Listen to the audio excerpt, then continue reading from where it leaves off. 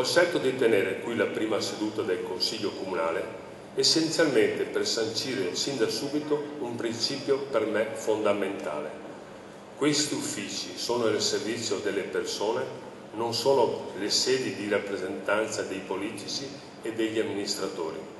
Palazzo Moroni tappezzato con il tricolore e il bianco scudo, l'inno di Mameli suonato per volontà del nuovo sindaco. È cominciata così l'era Giordani, il primo consiglio comunale aperto alla cittadinanza che si è riversata nel cortile del comune. La casa di tutti, ha detto Giordani nel suo discorso. Non sono mancati cori da stadio con le fazioni bitonciane che hanno risposto agli applausi e ai fiori portati invece da molti padovani al neo sindaco.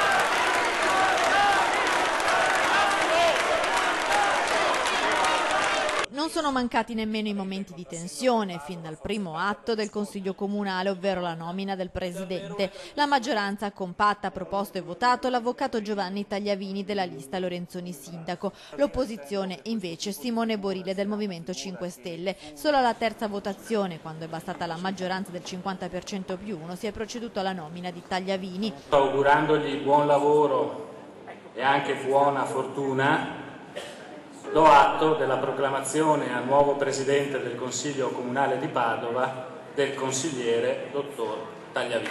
Congratulazioni.